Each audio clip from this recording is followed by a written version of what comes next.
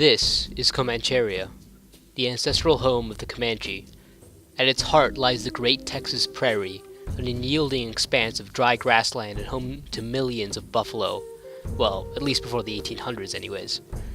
The buffalo would quickly become a symbol for the people that lived in the southern plains, who were the kind of horse-riding, bow-wielding, buffalo-hunting Indians forever remembered in the westerns of old. They were a primitive people, especially the Comanche, easily the largest, most powerful, and downright violent group of Native Americans that ever rode through what is now central Texas. They had a simple religion with little taste of the bombastic or showy. Their food was rudimentary, their hierarchy was based on fighting ability rather than lineage, and their entire existence depended on the buffalo herds that roamed the vast wasteland they inhabited. They were a warlike people, the Vikings of the West, the Mongols of North America. For almost 300 years, they terrorized the people of the West, regardless of race, raiding and pillaging mobile bands of warriors that stopped entire empires in their tracks. Combine this warlike nature with their dependence on buffalo meat, and you have an entire culture based entirely on the idea of war and bloodshed. So what happens when you put a band of 20,000 bloodthirsty, free-spirited Indians against an equally determined group of American pioneers, completely devoted to the idea of manifest destiny? War. Brutal, bloody war. A war that would last over 50 years, resulting in the ultimate destruction of the Comanche people and the lives of thousands on both sides. This conflict exemplified the utter moral depths that people would degrade to, as when you have entire cultures based around the concept of war, you end up with a situation where violence becomes the norm. Morality is blurred by the reality of the situation. Good and bad go out the window, and are replaced with concepts of revenge and territorial right. The pressures of the cultural limbo that the people of the West experienced resulted in excessive acts of violence on both sides.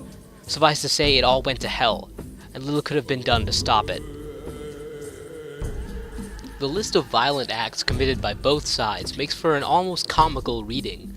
Such acts included death by gun, death by lance, death by bow, death by cannon, scalping, being roasted over a fire, being tortured and then roasted over a fire, being tortured, roasted over fire, and then eaten. Did I mention scalping?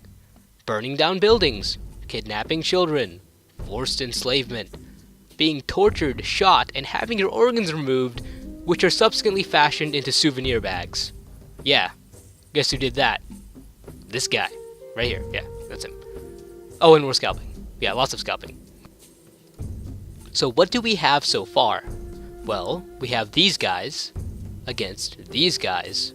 But I also have to mention these guys, the people behind the scenes, away from the conflict, managing policy back in Washington. They were in a predicament that few have faced in history: what to do about the Indians. America at the time experienced what amounted to an identity crisis. On one hand, you have the rapidly industrializing, westernized America, devoted to upholding the global values established by the great powers of the time, and devoted to expanding its economic influence. But on the other hand, you have the old, pioneering America, devoted to the concept of manifest destiny and its territorial interests.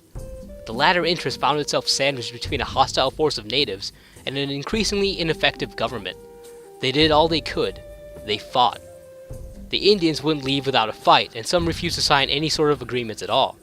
Soon, however, reality sunk in, and the pioneering interests quickly outweighed the civil and moral ones.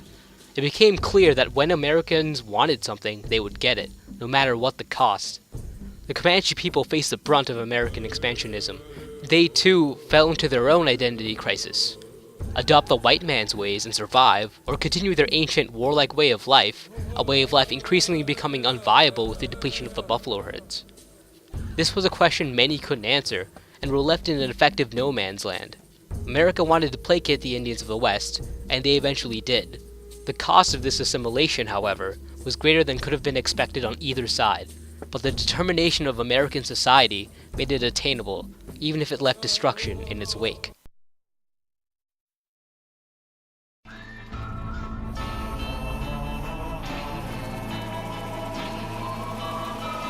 I need 100 black coffins for 100 bad men, 100 black grapes so I can lay they ass in. I need 100 black preachers with a black sermon to tell from 100 black Bibles. Why we send them all to hell, I need 100 black coffins, black coffins.